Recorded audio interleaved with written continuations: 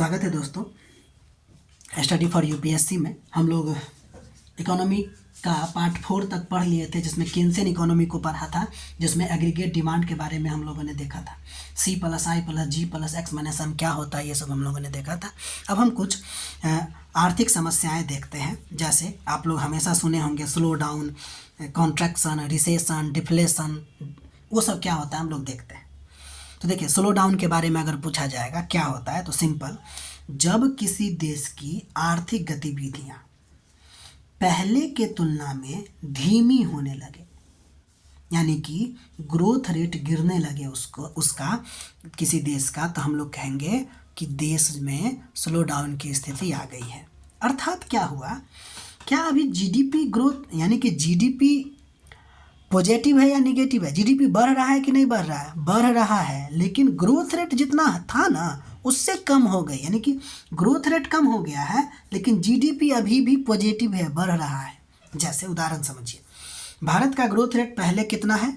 7 थी, अब 4 हो गई, यानी कि पहले 7% के हिसाब से बढ़ता था, अब 4% के हिसाब से बढ़ रही है, यानी पॉजिटिव है, लेकिन पहले से धीमी है। यही स्लो डाउन है। कोई दिक्कत? समझ गए? आगे बढ़ते हैं। अच्छा, स्लो डाउन का कारण क्या हो सकता है? तो डिमांड में कमी हो जाए, इंटरेस्ट रेट बढ़ जाए।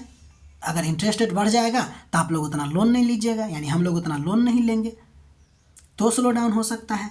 इसके अलावा इन्वेस्टमेंट कम हो जाए, ग्लोबल में यानी कि वैश्विक स्तर पर मंदी आ जाएगी, या प्रोडक्शन कॉस्ट बढ़ जाएगा, या फिर किसी अनसर्टेनिटी में हम लोग घिर जाए, वार हो जाए, पैंडेमिक आ जाए, इस सब से स्लो डाउन हो सकता है।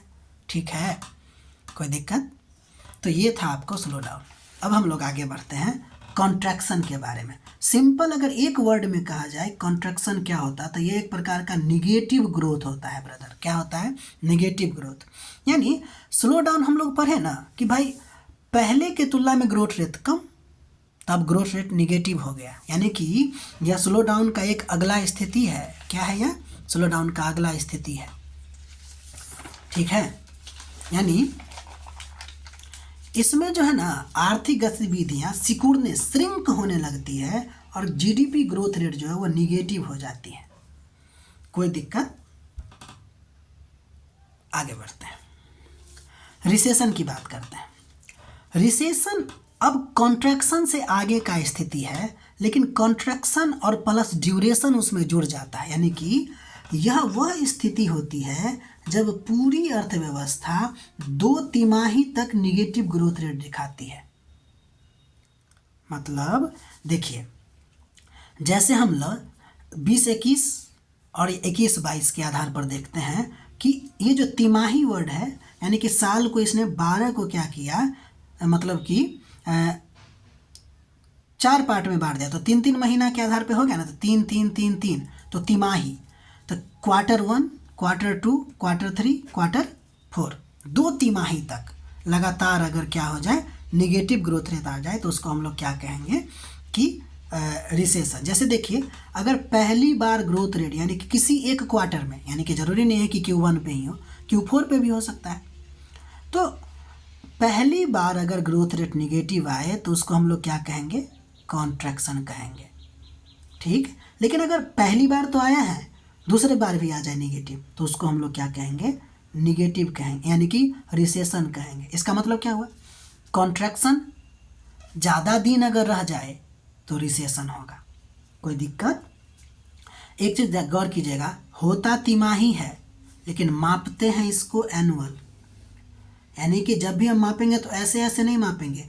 पिछला क्वार्टर को, यानी कि पिछला जो 2020-21 का है, उससे अगला 2021-22 के क्वार्टर होता है, बोलते तिमाही है लेकिन गिना जाता है ये सालाना। होता तिमाही है लेकिन गिनते हैं सालाना तौर पर। ठीक है, रिसेशन समझ गए? नहीं अगर समझे तो फिर से एक बार समझने की कोशिश कीजिएगा। ठीक है, लिखिए, फिर समझने की कोशिश कीजिएगा। आजकल तो नेट का दुनिया है, एग्जाम्पल आप देख सकते हैं। आगे बढ़ते हैं, डिप्रेशन। अब देखिए, डिप्रेशन जो है वो आपको रिसेशन प्लस डिफ्लेशन का स्थिति होता है। मतलब डिप्रेशन जो है ना रिसेशन से आगे की स्थिति है, इसलिए इस शॉर्टकट में आपको बता दिए हैं। देखिए, पहली बात तो डिप्रेशन जो है ना अर्थव्यवस्था की बहुत ही गंभीर स्थिति है, यानी कि रिसेशन बहुत दिनों तक है और डिफ्लेशन भी हो जाए उसमें। अभी बताते हैं डिफ्लेशन क्या होता है। सबसे गंभीर स्थिति है और लंबी अवधि की मंदी, मंदी को ही तो रिसेशन बोलते हैं ना, यानी कि लंबी अवधि की मंदी को डिप्रेशन कहते हैं। यानी डिप्रेशन क्या है, तो वह स्थिति है जब जीडीपी ग्रोथ रेट लगातार निगेटिव हो, 1 साल 2 साल 3 साल तक लगातार निगेटिव हो, बेरोजगारी ज़्यादा हो जाए। अगर बेरोजगारी ज़्यादा हो जाएगा तो जानते हैं ब्रदर क्या होगा भाई, आपके पास पैसा नहीं है तो आप डिमांड कम कर दीजिएगा, और डिमांड कम कर दीजिएगा तो आगे देखते हैं। इसके अलावा प्रोडक्शन कम हो जाएगी, क्योंकि आपका पास मतलब आपका डिमांड नहीं कर रहे तो क्यों उत्पादन करेंगे भाई, क्योंकि पहले हम क्या बोलें, पहले डिमांड या पहले, हाँ ये अच्छा क्वेश्चन बन सकता है। अगर आप लोग से पूछा जाए कि पहले उत्पादन या पहले डिमांड, यानी कि पहले प्रोडक्शन या पहले डिमांड, तो हम लोग कहेंगे पहले प्रोडक्शन। हालांकि पहले भी बता चुके हैं जीडीपी वाले में, तो पहले मांग होगी तब हम लोग खर्च करेंगे, ठीक है ना। तो प्रोडक्शन कम हो जाएगा, पॉवर्टी बढ़ जाएगी, बैंकिंग सिस्टम गिरने लगेगा, डिफ़ॉल्ट हो जाएगा, बहुत सारा बैंकिंग सिस्टम बंद हो जाएगा और डिफ्लेशन की स्थिति आ जाएगी। यानी डिफ्लेशन की स्थिति का मतलब कीमत गिरती है, यानी कि वस्तु का कीमत जब गिरने लगे ना तो उसको डिफ्लेशन कहते हैं। कीमत कैसे गिरेगी, जानते हैं आप, लोगों के पास बेरोजगारी है तो डिमांड कम हो जाएगा, डिमांड कम हो जाएगा तो वस्तु का कीमत गिरने लगेगा। और सबसे आश्चर्य बात क्या होती है ना कि कीमत गिरने के बावजूद भी लोग खरीदता नहीं है, लोग सोचने लगता है क्या कहीं और गिर जाए तो खरीदेंगे।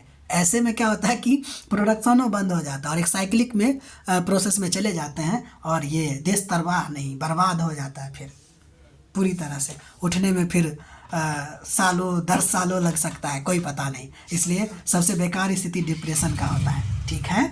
अब हम लोग आगे बढ़ते हैं। यानी कि डिप्रेशन क्या है, ऐसा स्थिति होता है जो बहुत ही गंभीर होता है, लंबी अवधि तक मंदी चलता रहता है, बेरोजगारी का दर बहुत ज़्यादा बढ़ जाता है, लेकिन लोगों को नौकरी से निकाला भी जाता है, लेकिन उसके ना इनकम को कम नहीं कर पाते हैं लोग। अब इनकम नहीं कर पाते तो एक तो प्रोडक्शन नहीं हो पा रही है तो लोग पैसा कहाँ से देंगे, तो बहुत बेकार स्थिति है। ये सबसे जोड़ के आप देखने की कोशिश कीजिएगा।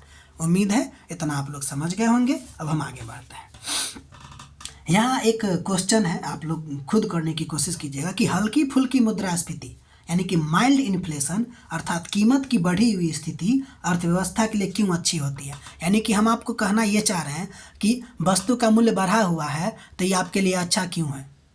आप लोग सोचते हैं ना कि वस्तु का कीमत घट जाए तो अच्छा रहेगा, ऐसा नहीं है। हल्की फुल्की मुद्रास्फीति रहना बहुत ज़रूरी है, ठीक है। तो ये क्यों है ना, इसको देखने की कोशिश कीजिएगा, ठीक है। अभी हम लोग आगे बढ़ते हैं।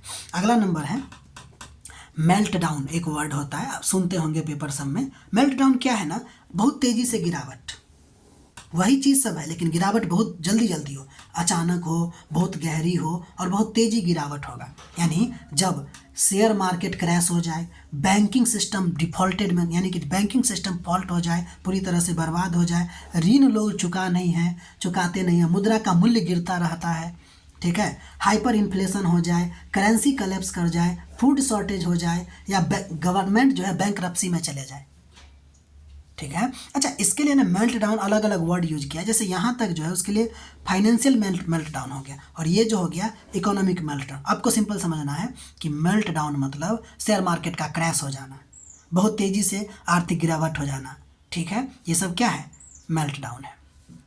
आगे बढ़ें, चलिए अब हम लोग देखते हैं स्टिमुलस।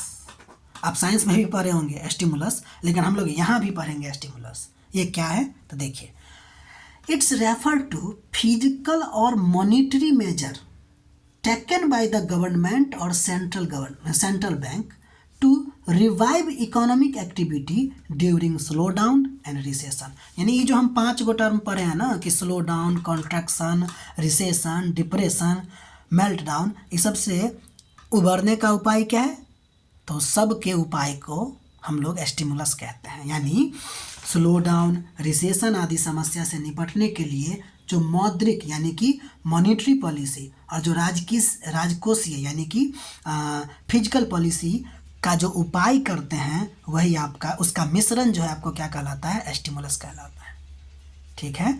हम लोग आगे बढ़े, ठीक है। अब हम लोग इसमें पहला देखेंगे फिजिकल स्टिमुलस। वैसे भी रिसेशन सब में ना मॉनेटरी पॉलिसी उतना कारगर होता भी नहीं है।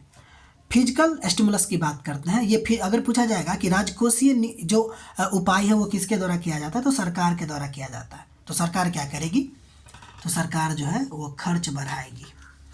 आपको याद है AD बराबर यानी कि एग्रीगेट डिमांड बराबर C+I+G भी था, वही है सरकार का खर्च। अगर सरकार खर्च कर देगी, खर्च करने लगेगी तो क्या होगा, तो देखिए क्या होगा। अगर गवर्नमेंट एक्सपेंडिचिंग यानी कि एक्सपेंडिंग करना शुरू कर देंगे, इंफ्रास्ट्रक्चर प्रोजेक्ट बनाना शुरू कर देंगे, टैक्स कट करना शुरू कर देंगे, सब्सिडी देना शुरू कर देंगे, सीधे लोगों को कैश ट्रांसफ़र कर दिया जाएगा, तो क्या होगा, एग्रीगेट डिमांड बढ़ जाएगा, प्रोडक्शन बढ़ेगी, जॉब बढ़ेंगे, और फिर क्या होगा, ये सब जो रिसेशन है, स्लो डाउन है, वो सब कम होने लगेगी।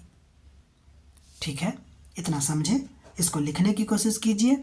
अच्छा लगे तो लाइक कीजिए, सब्सक्राइब कीजिए, हमारा सपोर्ट दीजिए। अगर आपको कुछ इसमें मतलब कि गलतियां तो हर जगह होती है ना, लेकिन सुधार की संभावना भी तो होती है।